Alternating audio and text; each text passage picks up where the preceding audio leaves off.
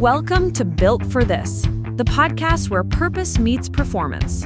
Hosted by business strategist and human behavior specialist Carly Pepin, this show dives into the real stories behind high-growth businesses. Let's bring life to your vision. Hey guys, so welcome back. I'm really looking forward to today. So I have Larry Namer with me. Larry is the co-founder of E-Entertainment TV, chairman of LJN Media, chairman of the World Film Institute, and president of Metin Global. He has invested his life in building media companies around the world. Welcome, Larry. Hi, thanks for having me. Yeah, thank you too. And I know now that we can also add author onto that. I remember you were telling me about your new book. Yep, I finally got convinced that I should write one, so I did it this year, and yeah, so it's out there and it's doing well, and you know, Yeah. And what is the book about? well, the book it was interesting. People have been after me to write the book for years and years, and I wouldn't do it. And finally, this year, I just put some time into it, and I realized that you can pretty much divide my life career up into 8 different segments. And so we did that. And so I tell the, kind of stories from each of those eras of my life. But my real passion has always been cooking. So I matched those times in my life with the recipes that inspired me. So the book is somewhere between a memoir and a cookbook. I really love that. I think that's a really fun idea. And I'm curious too, how did you get into cooking? Because when you say your real passion is cooking, you're in the entertainment industry, but what initially just made you fall in love with it? Sure. But well, both my parents worked. We were I grew up in Brooklyn, New York, before it was trendy Brooklyn, New York. And so my parents worked. So my choice was learn how to cook or eat peanut butter and jelly for dinner every night. And so I just started doing it. And then I liked it. And I realized I was actually better than my mom. Um, and so I just started reading cookbooks and practicing different things. And so that's always been with it. And then when I was in university, I ended up oddly getting a job in delivery of a Chinese restaurant in New York. And I would just ask them to teach me stuff. And so I learned Chinese from real chefs in a Chinese restaurant. Then I worked in an Italian I just always loved it. I mean, for me, it's been my alternative to therapy. So like Mhm. whenever I have a bad day, I just go in the kitchen and cook. And 2 hours later, I walk out of the kitchen, I'm feeling good. Yeah, that's amazing. I'm curious too, what's your favorite thing to cook? Oh, it really depends on my mood. It changes from time to time. I love doing holidays um, because then you kind of have a theme that you could follow. So this year we did Christmas Eve, the Italian Feast of the Seven Fishes. Nice. That's awesome. Yeah, I come from an Italian background, so I don't know. We just don't really have Christmas Eve without Italian food anymore. Like it just is what it is. We haven't done seven fishes yet. Yeah, Seven Fishes is Mm. is great. It's a lot of fun to cook and it's even more fun to eat. So Yeah, amazing. Amazing, amazing. Well, thank you for sharing that. And I know your book's probably on Amazon, I'm guessing. the book's on Amazon, it's on Ingram, it's on Yeah, Barnes and Noble, it's pretty very well cool. everywhere. Awesome. I'm excited to check it out because I really want to check out your recipes. I'm interested to see what you've gotten to create, which is fun. Yeah. So tell us too about the business as well. So you have been having a media company outside of the US for quite some time now. So tell us a little bit more about that. And I know you've re-entered US recently.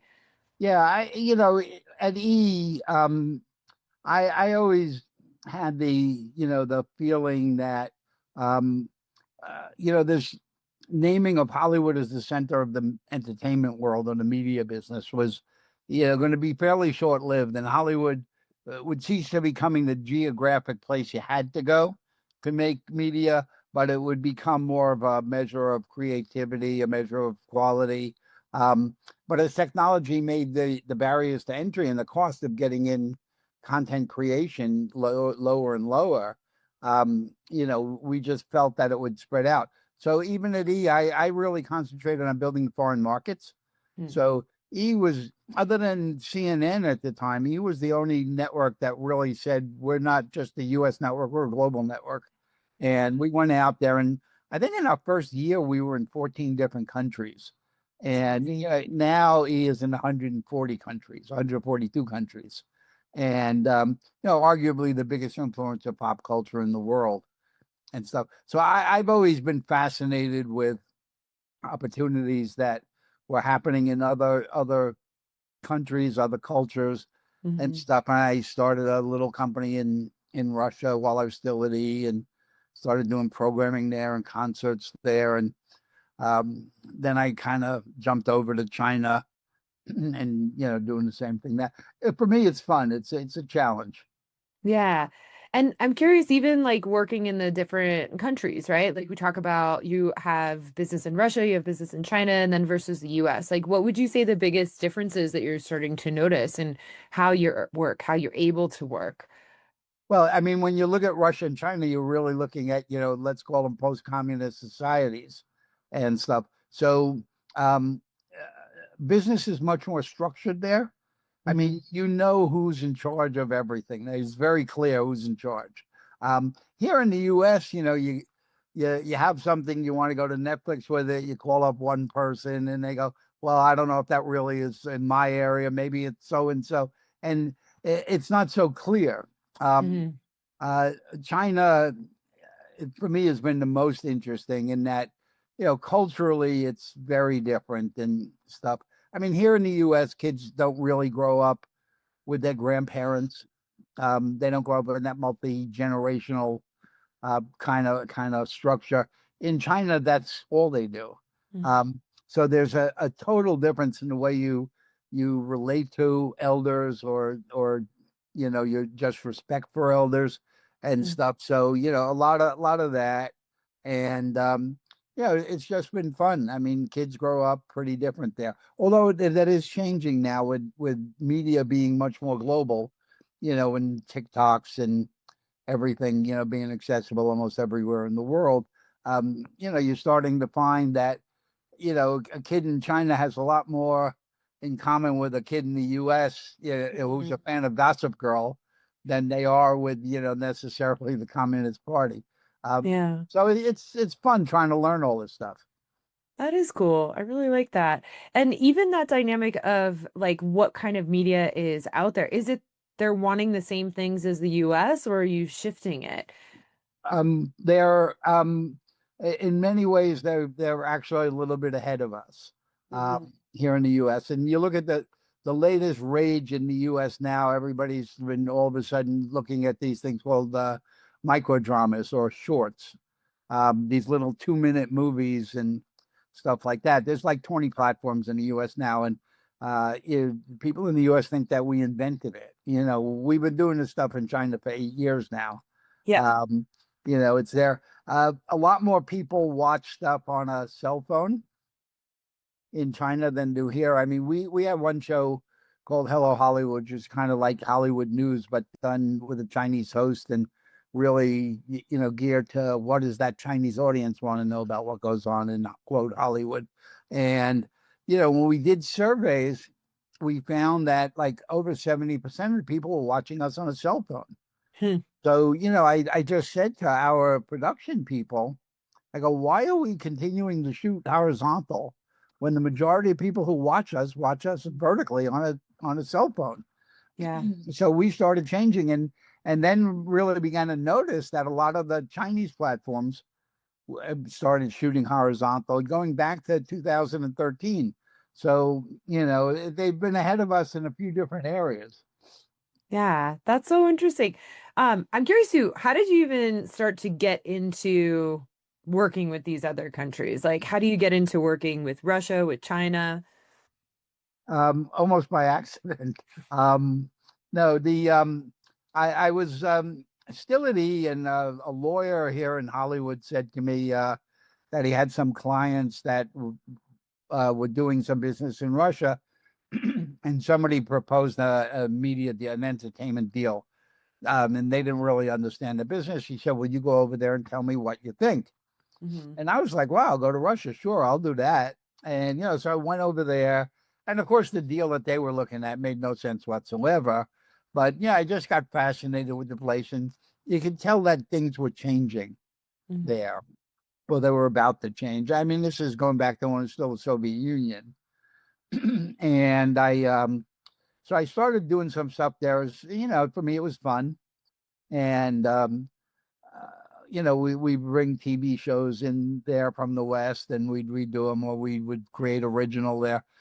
But then the mayor of St. Petersburg has asked me to help him start a charity to raise money for the Children's Hospital and the orphanage in Mhm. St. Petersburg because as the government collapsed, there wasn't money coming out of Moscow to keep feeding these kids. So we started this thing called the White Nights Festival, which every year from June 16th to June 21st, 21st being the longest day of the year, we would literally over that period raise 100% of the budget for the Children's Hospital and the orphanage. So I started doing that. And, the irony is the vice mayor that I would have to work with, his name was Vladimir Putin. And so he and I worked on that, and as he went up the ladder and ended up in the Kremlin, his minister of communications asked me to help them rewrite regulatory policy so that um, as they move more to a consumer economy, that media would look a little bit more familiar to Western marketers because they knew that people wanted to buy Western luxury goods, the Gucci's and the Pradas, and all Yeah. of that. So I had worked on that for them, and then when the Chinese came to that same conclusion that they needed to do media reform, they liked the Russian model. They went to the Russians, and the Russians said, no, no, no, no. There's a guy in LA that Vladimir knows who did it for us. And they gave my number. So I got invited in by the Chinese. Amazing. And so I did that. And then they asked me if I would work with, this is what quotes were, the process of creativity for profit, teach young TV executives.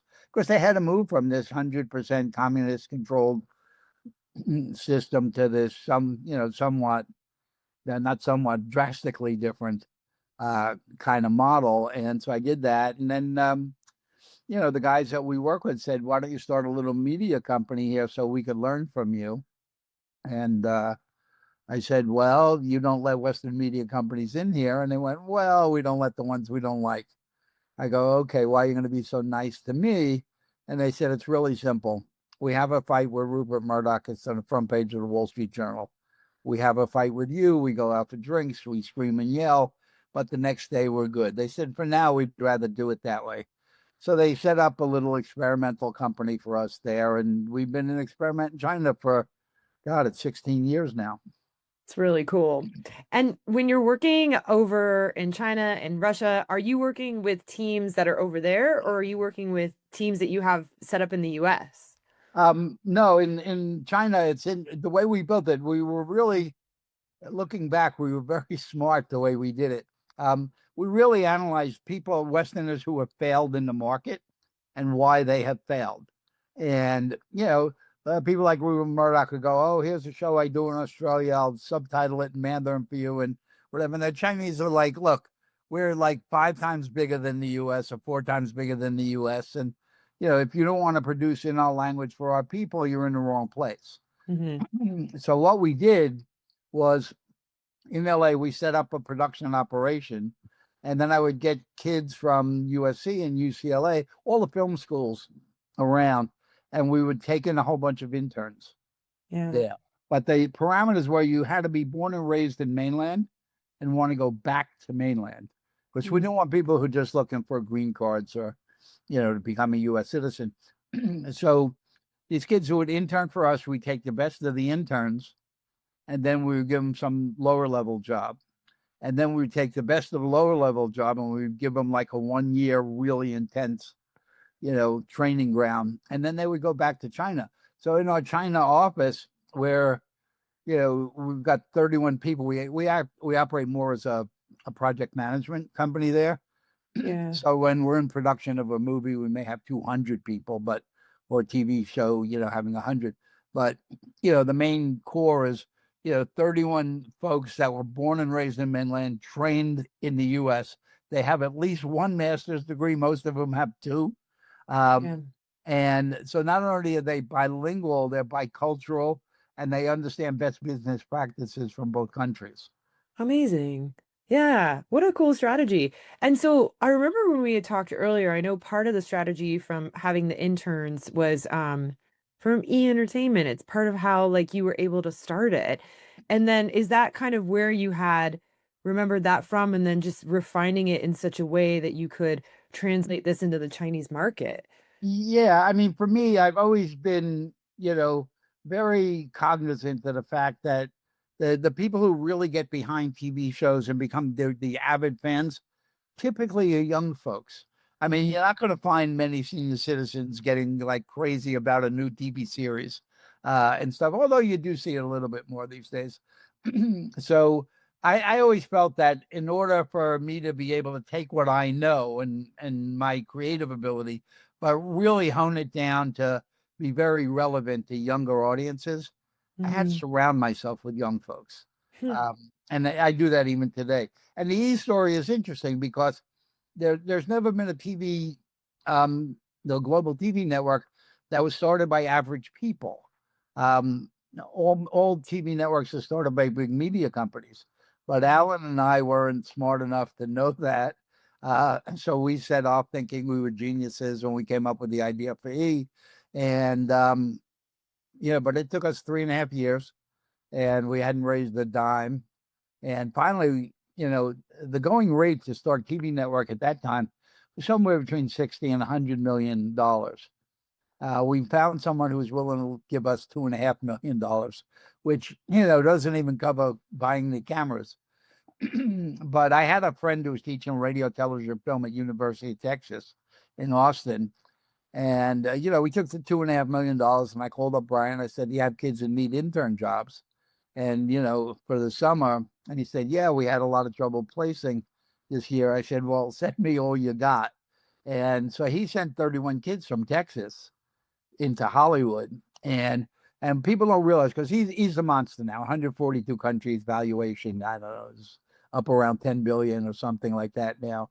And but he started with $2.5 million, 11 employees, and 31 interns. That's very cool. I love that. And so when you decided to exit E, what was the decision for that? Why did you decide to leave? Well, I consider myself a creative. I had so much fun creating programming and modifying and heralded through. But we grew so big so fast that I mean, literally, we're talking going from the 11 employees to 1,100 employees, Yeah, um, in 3 years. it's So huge. I found myself doing everything but what I like to do. And I stayed longer than that, of course, but it became very difficult for me to always be the business guy when I really thought of myself as the creative guy. And so as we kept growing, and more of my time was spent on budgets and boardrooms and stuff like that. Finally, after a while, I just said, it's time. Okay. So you could go on and actually do your creative ventures. Yeah.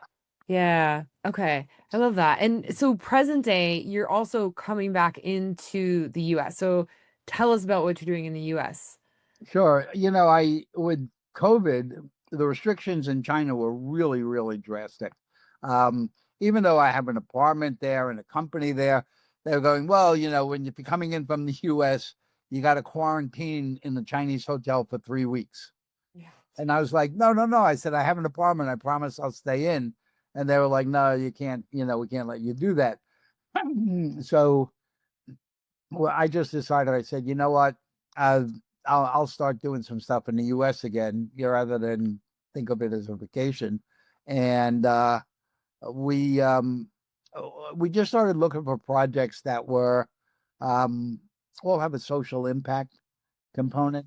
So because we have a team together that's very creative and very good at we know how to start big projects. Not we could do TV shows, we could do TV series, we could do TV networks. Um so we just started focusing in on things that really appeal to us, and we knew were more than just getting good ratings. It was doing good work.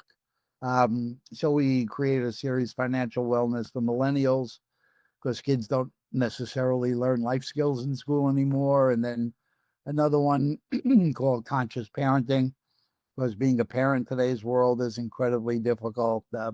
We have another series coming up this spring called Natasha After Dark, which is Natasha Graziano, who's the number one female motivational speaker in this country. And so we have a nighttime talk show with her. In case you haven't noticed, there are no women in late night TV in this country. So Natasha will be, you know, they'll be the only one up there and running. And their show is motivational, inspirational, so it's not promotional.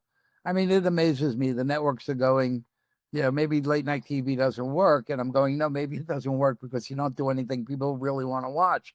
It's the same show. It's a white guy sitting behind a desk and going, so Tom Cruise, tell us about your next movie. I'm going, you know, those days are over. Nobody wants that anymore. Natasha, everything is, so Tom, like, what do you do with your kids? Like, how are your relationships and stuff like that? So, we're doing a lot of that. Hey everyone, it's Carly. If you're really resonating with what we're talking about and want to get clear on what truly drives you, what your core values are, head on over to my website. In the tools and tips section, there is a free values assessment. And this is a quick exercise that's going to help you to uncover what actually matters most with you so you can lead and live with more clarity, fulfillment, and momentum. That's really cool. Why make the transition, right? So this is very different from the type of stuff you were doing at E. Yeah, well, the purpose of E was to create, the celebrity culture, which we did, going from, Talk Soup starting and then Howard Stern and Ryan Seacrest and, more recently the Kardashians and things like that. But, for me, it's kind of been there, done that. It's like, yeah, I know how to do that. Okay. What's going to keep me waking up in the morning being excited? It's not doing another show like that. It's doing something that I feel really does impact positively life in on this planet. Yeah. How do you make that decision when you're choosing a particular show or something to launch? Like, how do you make that decision on if this is going to be a big enough impact? It starts off. I totally go by my gut.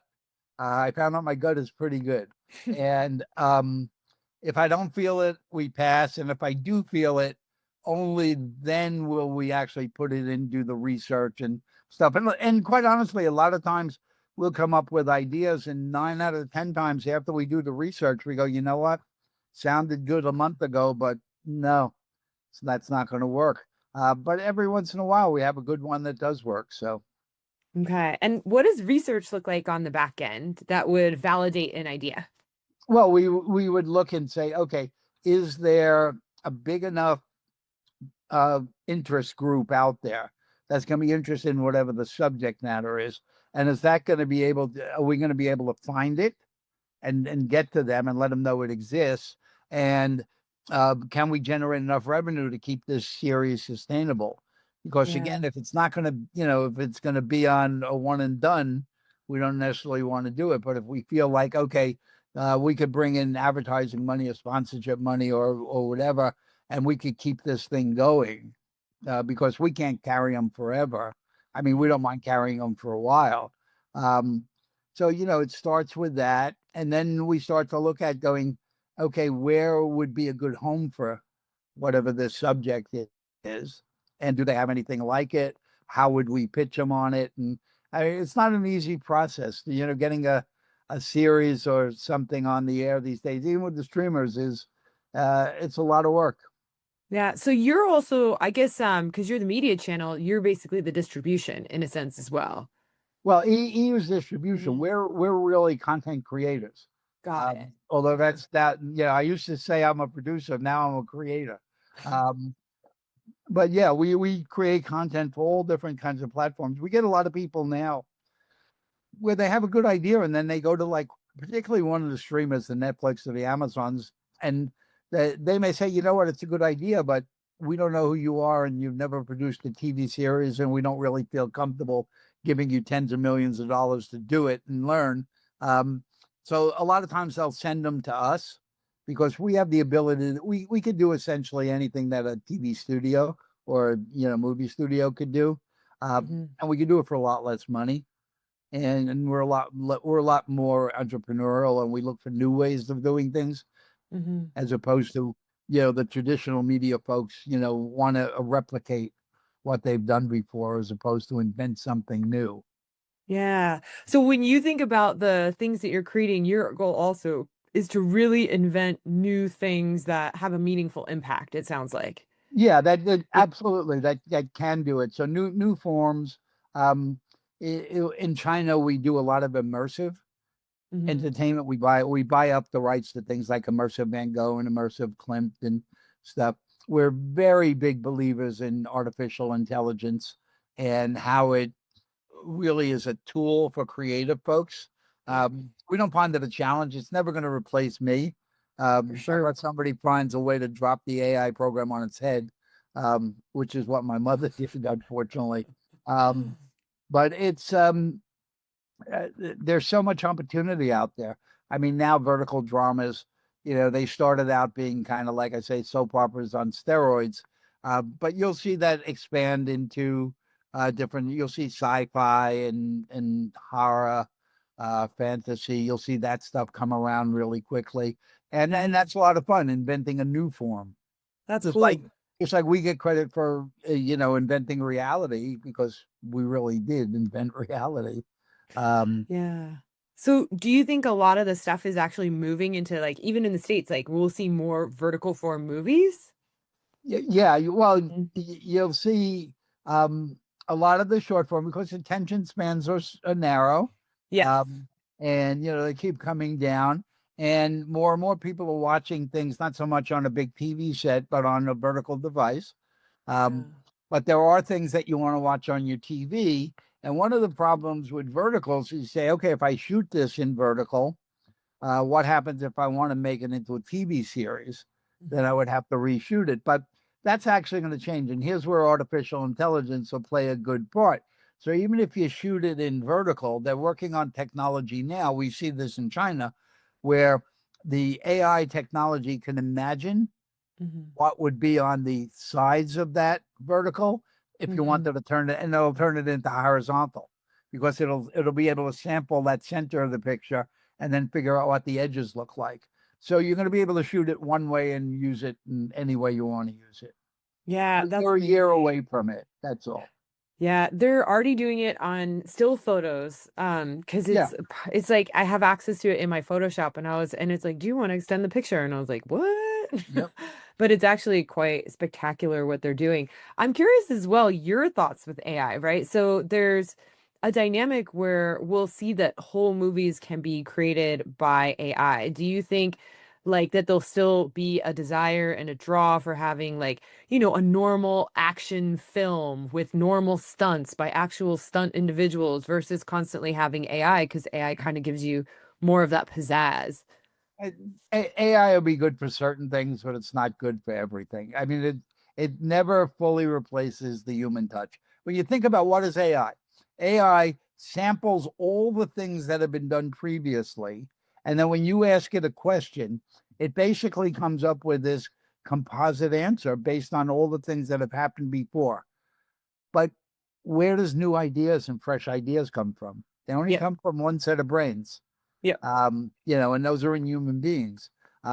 So you'll see it really becomes a fabulous tool. Like if you were to ask me, they say, Larry, could you design a scenario for a new TV series based on anything? Normally, just to go through and do a little bit of research and do a budget and do a PowerPoint, it'd take me 5 days. Now with I plug it in and it takes me 30 seconds. It's Yeah. never 100%. Yep. Takes me 2 to 3 hours to clean it up and put my creative touches in there so that it's coming from my voice. And so now in 3 hours, I'm getting done what used to take me 5 days. Amazing. As Yeah. long as I could still get paid that same amount of money. How do you not love that? Yeah. And now I could either do more of it and get more money. I could spend time with my grandbaby. I could learn how to speak Spanish. We reclaim time. And that Yeah. so AI, if you think of AI as a tool and not a replacement. Yeah. It's beautifully said, beautifully said. And I love how you give the example. It's reclaiming time, not to just do more work. It's like there's other things in your life that you'd love to be doing. And I know that so many business owners get caught up in having to be stuck in the day to day. It's like, how can we utilize these tools to give us some Yeah. freedom in our lives? Yeah. And I know as well you're diving into podcasts too. Yeah, well, not me personally, but as a creative, um, it started now that I'm back in town and people, people that I know for years actually know how to find me now, which is unfortunate. Um, I had a lot of gals in town saying, Larry, you got to be able to give us some time. That we need a better voice in media, and you got to help us develop that. So the first thing we did, it's about a year now. It's I've always been fascinated with this thing where you go out to dinner with a few couples, and one woman says, "I got to go to the restroom," and you guys all get up and go, and the guys are sitting there going, "Where are they? What are they doing? What are they talking about?" Well, it really is symbolic or almost a metaphor for this camaraderie I think women share with other women, um, that us guys don't get. I mean, we'll talk about sports, we'll talk about business, but we don't talk about our feelings. We don't talk about the latest in MAC cosmetics and things like that. So, Stall Talk is really a place where women can have those conversations they typically only have with other women. I mean, Mhm. we don't shoot in the bathroom, of course. We shoot in a real studio because my feeling on podcasting is that right now everybody rushes, they buy a $40 camera and they put a lamp over their head in their bedroom and they go, "Hey, I'm a podcaster." Well, over time, people's eye and their brain begins to expect higher and higher quality. Yep. And, a lot of that stuff will drop off. Yeah. Um, the low end will drop off and you'll have a lot more high quality podcasts. So we decided rather than, start at the low end, we'll start where we know it's going. We could argue how long it takes to get there. So we actually shoot Stall Talk in the studio, um, 4 cameras in 4K. We had a lighting person do the lighting. We had an audio person do the audio. So when you watch it, it looks like a younger, hipper version of The View. Yeah, that's amazing. I love the name of it too, because right, we do. We go to the bathroom and I tell everyone when they ask us what we're talking about, I was like, we're just solving the world's problems and we'll tell you about it later. Yeah, and then so we did that, and then the next one we have coming up in January, it's working with in a magazine called The Immigrant Magazine. We're doing one that tells positive stories about how legal immigration has impacted our lives in a positive manner. Because somehow, particularly over the last decade or decade and a half, we've lost sight of the fact that this country is built by immigrants. I mean, Yeah. different waves of legal immigration have come in here and done stuff, and then their kids go on to become doctors and lawyers and things like that. And that's yeah, but we've lost that. Not all immigrant, there we need immigration reform. There's nothing there, but there are so many things that we enjoy every day that are we need to remind people going, you know what? If it wasn't for immigrants, we wouldn't have a railroad across this country. A lot of the Yeah. medical stuff that we have, a lot of the technology that we Yeah. have. A lot of the big tech companies are all started by immigrants who came to the US legally. Yeah, it's amazing. But it is really an amazing, the United States has an amazing opportunity. You know, my dad, he was an immigrant and when he came out, he told me, he's like, I basically had no choice. Like I had to figure it out or I had to go home and he didn't want to go home. And so, yeah, they have that level of pressure and stress and it puts it on them in such a degree that they tend to build amazing things. So I do agree. I think that immigration here, we have a bit of a skewed perception on it now, but there's a lot of amazing individuals that have come through that have really changed the course of our country. Yeah, and then the Mm. purpose of the show is it's to change the narrative back to legal immigration is a normal part of our growth. Yes. Yeah. My husband's also an immigrant, but he's officially here now. So, yeah. No, that's very cool. I love that. And I'm curious too. So when you're building these like companies, you have your media company and you look at the leadership dynamic, and it sounds like you guys are doing a lot of training and education with these students to help them become, amazing at what they do and love what they do. So how do you guys work with leaders? Like, how are you working to train leaders so that they can kind of manage things while you're away? Um, we do pretty good at that. We hire very smart. If we don't think you're capable of being a leader, we typically are not going to hire you. And then we very deliberately put people in positions where I call it my job becomes to be a bodyguard. It's like Mhm. I'll put you in a position that normally you wouldn't think you'd be able to get into at your age. Um, I'll let you do things and shoot yourself in the foot. But if you're going to shoot yourself in the head, then I'll step in and go, wait a second. So we think failure is just part of the growth process, and that, let people do it and use their brain and figure it out and stuff like that. And if it doesn't work sometimes, hopefully they learn and comes out better the next time. I love that. I'm curious too, because I'd love for other individuals to hear this in the sense when you are allowing people to fail in their job, in their position, is like, how do you manage like enough failure that it doesn't impact the company versus like, how do you look out for those things where you're shooting yourself in the foot versus the head?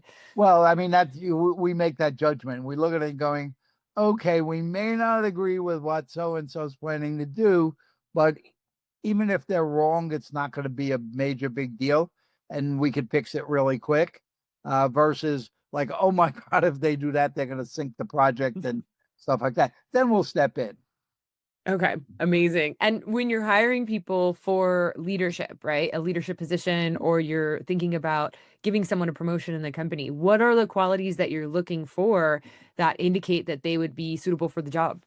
Well, I mean, and again, we go very much towards the intern.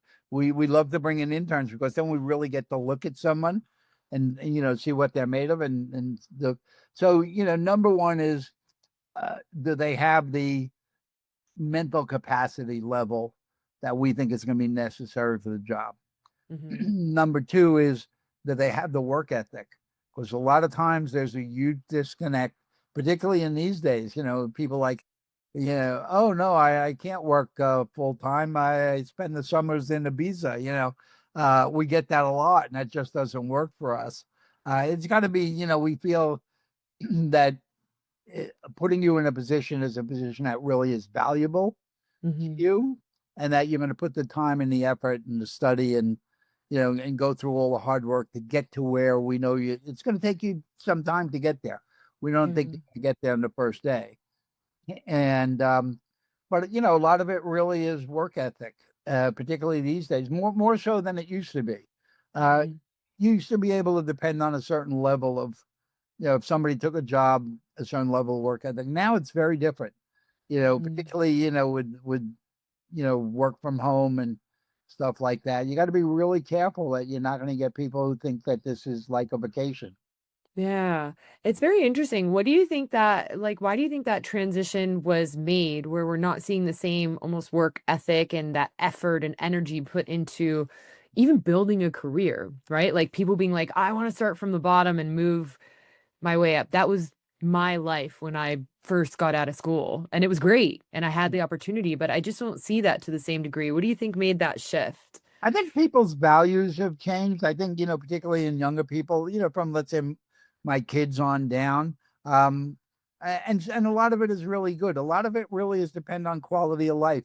I mean, when you look at, marketing brands, you used to be able to hit people over the head with brand messages, and, you get them to buy it. Now, younger consumers want to know, A, not just what is it that your product does, but what is it that your company stands for, Yeah. um, and stuff. And I think that's great. I mean, look, there's no question we've been doing stuff to mess up the planet, and there's a lot of things wrong with, the way we deal with the planet and animals and other people and other cultures and stuff like that. So a lot of what I see in the younger generation, I love, and I say this is great. And that is where I think AI is going to help free up people to be able to be able to live a better life, a more Yeah. enjoyable life, to pursue that being happy there. So it's not, being a lifetime employee of one company that's going to make you happy. It's having the ability to, spend more time with your family, spend more time on the environment, spend more time on, you know, human relations and things like that. Yeah, that's beautiful. And I'm curious too. So you have built a lot of things. It's like you said, you invent a lot of things, right? So you're not always just sitting there trying to redo the mold, but you're trying to invent something new. So when you go into those new spaces, there's not clear playbooks of what to do, where to go, how to do it. How do you make those decisions when you don't really have a precedent of something that's been done before? Number one is, yeah, I think having a good gut, and the question is, where does it come from? And the answer is, I don't know. Um, yeah, I come up with 10 new ideas every day. I Yep. wake up and I go, I can't wait to get into bed. I got all these new great ideas, you know. But what I'm very good at is putting my ego aside and self-assessing. Literally every night, I sit there and go, okay, all the things I put my time in. Again, I'm really cognizant about time. I think time is the currency that we all need to really pay attention to. Is look at it and going, okay, I had these 10 ideas. Are they valid ideas? Most of the time, you come up with ideas, and by the time you're ready to execute them, you find out the technology hasn't changed, the environment has changed, something has changed, but yet your ego doesn't let you put it aside and Hmm. stuff. And the worst thing you could do is waste your time. Yeah. Okay. And even that dynamic, so with your ideas, are you actually researching all the ideas you have, or is it sometimes your gut feeling that you're kind of going in and being like, yes, no? Because I agree with you. Like, I've had ideas and then I look it up and I'm like, well, should have done that 15 years ago. Yeah. Like, whoops. Yeah. It's uh a lot of times just it starts off gut. The one thing that I've always found, and particularly in my, you know, industry or the media world, is most people don't have the same kind of imagination. And you know, human nature is to try and hold on to what was Hmm. as opposed to think about what can be. Hmm. Um, and you know, when you say to someone, "Well, just imagine," that's it. You've lost them. So we'll go on. You know, my gut says, you know, this has got a chance. We'll go down the road a little bit on it, just on Hmm. without research and stuff, because research tells you what not to do, Yeah. as opposed to lets you do all the things you can do or should do. Hey everyone, it's Carly. So, if this conversation is really hitting home and you want to get a real snapshot of what's working and what's not in your business, head on over to my website in the tools and tips section and you can have the business performance health check. In just about 15 minutes, you're going to see where the friction is and where your next growth opportunity lies within your company. Yeah, I think that's helpful too, because it's funny. There's times when you have these ideas and you're like, it makes no sense. But I really feel like this is the way to go, you know? And so even with that, is it easy to push through on an idea like that? Like ideas that make no sense, but you're like, this is the way to go. They turn out to be successful because you trust your gut. Is it easy to push through even within the company with things like that? Because I know sometimes we get backlash from other people who are trying to be helpful, genuinely. Yeah. Most of the time you get backlit, and you got to have a thick skin, and you really, you know, and again, I'll have 10 ideas, but I myself will kill them most of the time. Yep. But the ones that stick there, you know, it's very hard to determine. Well, you just look at some of the programming. Let's look at early, you know, which a lot of stuff people know. When we first came out with the idea, yeah, I said I want to do a TV show that makes fun of TV shows. And Yes. everybody looked at me and they go, "What do you mean?" I said, "I want to do a TV show that makes fun of TV." And they say, "You can't, that's crazy. You can't do that." Well, you know, that show was Talk Soup. And, you know, Talk Soup ran 26 years. Yep. Um, you know, it wasn't such a bad idea. And then, you know, I met this guy in an elevator in New York who's telling me, "Oh, I've got this great radio show. You could come and see it." And I'm like, you know, "Hey, guy, I don't want to tell you, but radio's been dead for 40 years." But I went and looked at it, and, you know, I went back to our crew and said, you know, "I want to put cameras in this guy's radio studio Hmm. and film him doing his radio show." And they were like, "Larry, Talk Soup was insanity. Radio's dead. Why would we do that?" You know, Howard Stern was the guy, and Howard obviously went on to do pretty well. So there are certain things that you just got to go, you know what? I feel it. I feel it. I don't care if anybody sees it. I'm doing it. But then on the other hand, you got to be willing to say, hey, that was really dopey. Yeah. Let me put that to bed real quick.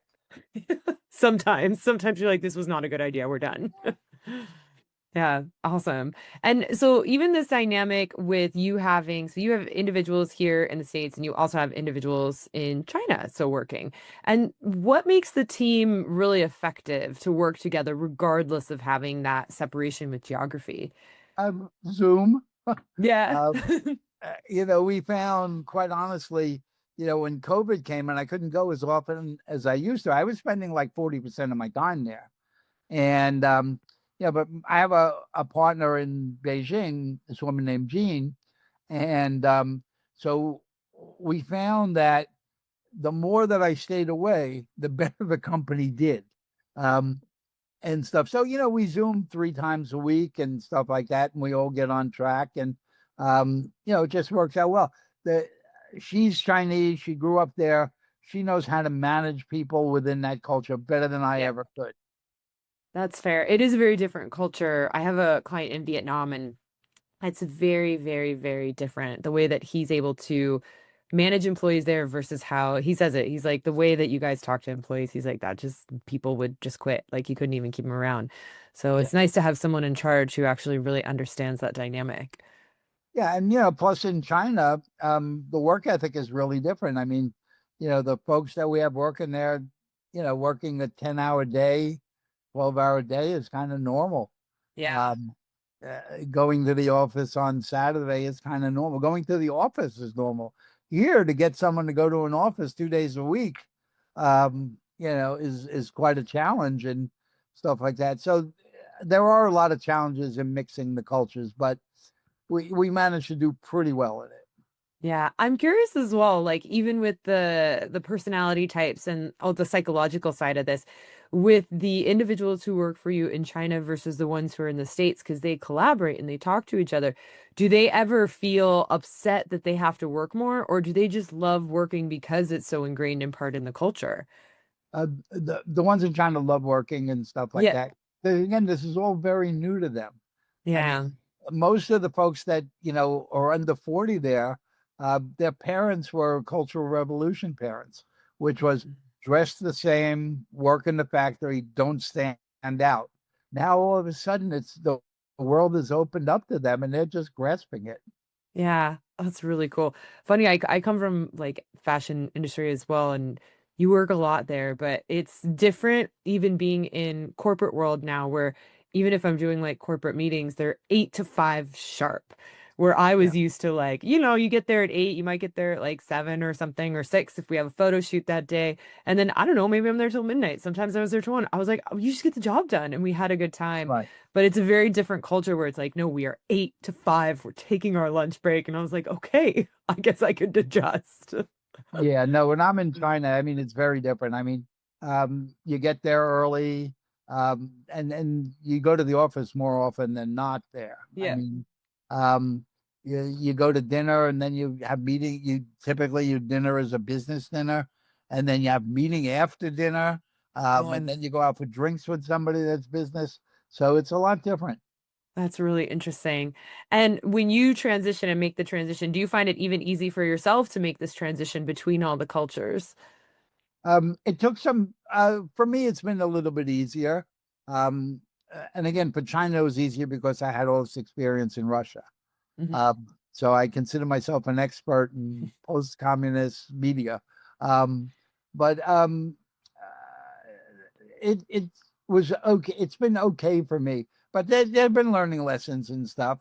I mean, the one thing, the hardest thing for me to learn was that Chinese people are just so damn polite Yeah. that even if they disagree with you, they don't tell you that. So you Mhm. go along thinking that, it's like, okay, I talk to them and they get it, and we're all going in the same direction. And then, 2 weeks later, I find out that they had no idea what I was talking about, but they just would not say that. Yeah. How do you encourage them to speak up, like so that your employees are able to just be more vocal or assist you on maybe if you're going in a direction that you might not understand, you might be a little bit off track? It takes a little bit of time. Um, And then, they've got to see that it's okay to do that. I mean, Yeah. that's a lot. And that you're not going to get fired or you're not going to get punished for disagreeing with the boss. I mean, a Mhm. great example.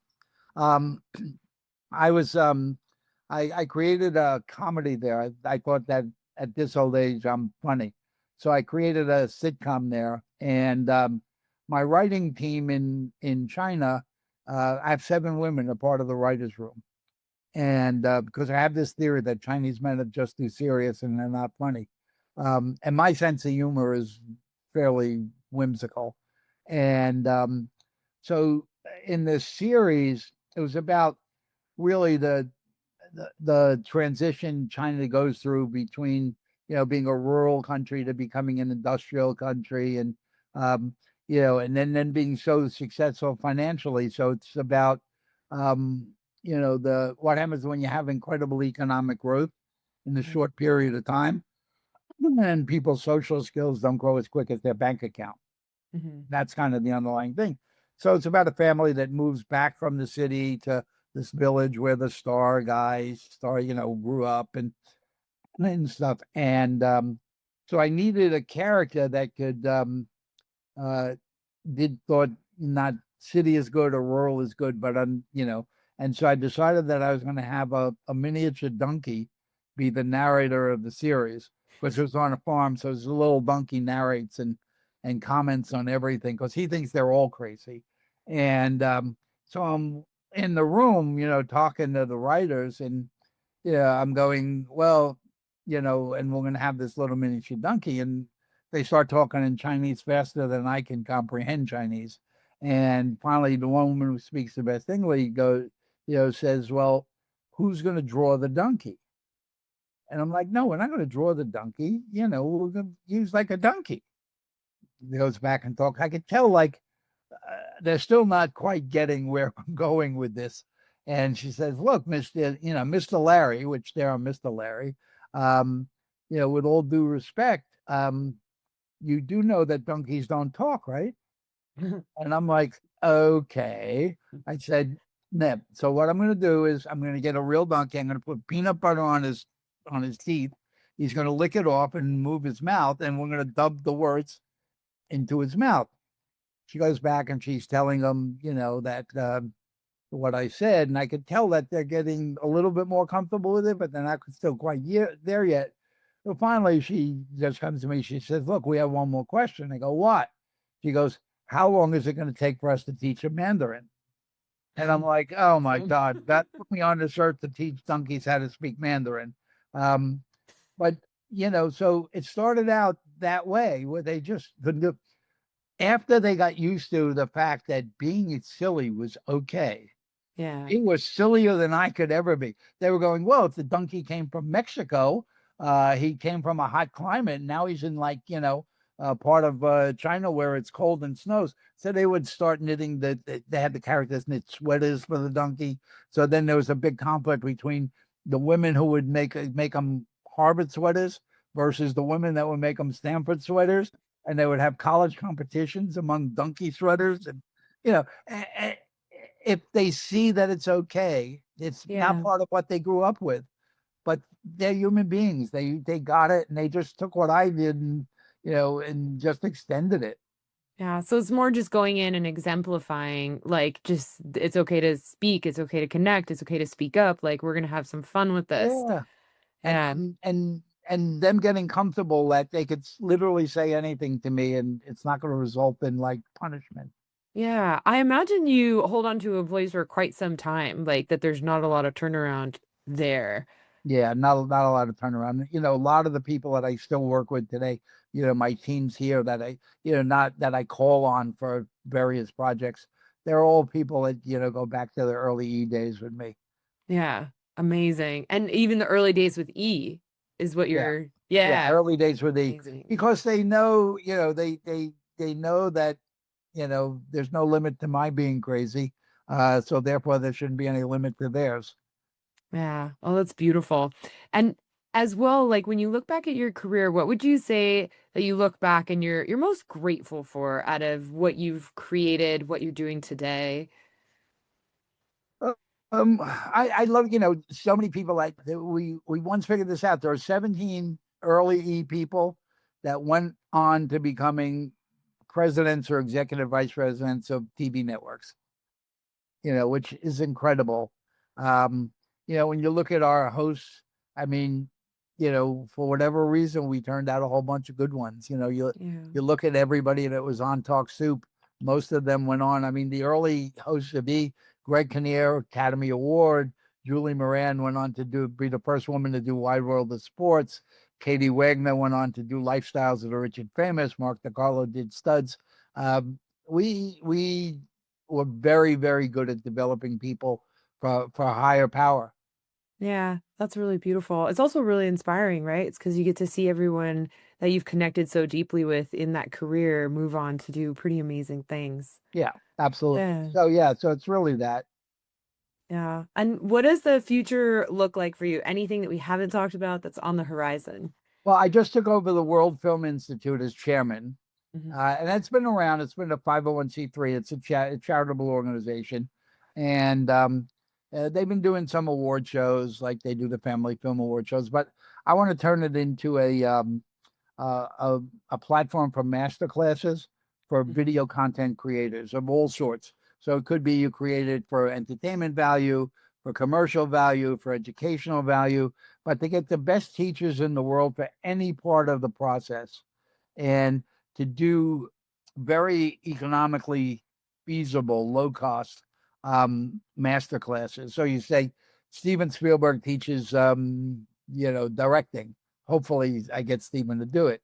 Um, but to do that, where it's available, for $300 for an 8-part series of directing, um, but using AI, using modern technology. So when you're in Russia, Spielberg will speak Russian. When you're in China, he speaks Mandarin and stuff. So it really levels the playing field. You don't necessarily have to go to, NYU Film School or USC to get Hmm. the best of the best teachers. You'll be able to get them on a global scale very economically. Yeah, that's inspiring. So definitely giving more access to so many people who are already doing so much content creation nowadays just gives them the opportunity to really refine their skills. I don't care what business you're in, if you don't learn how to be a content creator, you're going to get left behind. I We're mean, in you could trouble. work in a department store. I mean, everything is social media, and Yeah, we're not going to turn it around. It's just going to keep going forward. it So is what learn it it. is. Yeah. Learn it, get amazing at it. Yeah. Yeah. Well, thank you so much. It's really inspiring. And I'm curious, like when you think of how you lived your life, like what would you love your grandchildren to remember and understand about your life when you're gone? Well, that's actually the reason I wrote the book. Um, my daughter had a baby. He just turned 2, as a matter of fact. So I really wrote the book so that he could learn about grandpa literally from my voice, Hmm. as opposed to someone interpreting me. I don't want to take that chance. So yeah, it's it's it's all the things that we've talked about. It's, go by your gut. Don't let your ego get in the way. And a lot of times you're going to be wrong, but don't let the good things go by because you didn't, have the nerve or the guts to actually say, you know what, I'm going to make this happen. Yeah. I love that. I love that. I think it's a really beautiful thing to remember is that, yeah, definitely taking action, taking advantage of the opportunities, especially when that gut intuition tells us to, so we Yeah. don't lose those I chances. mean, you look at, somebody did a book or some study on like people who are on their deathbed and like what it is. And most of it was regret for the things they should have done. Yep. Yeah, the things that they didn't actually And risk. Yep. yeah. So, I don't want to be one of those. Same. Same.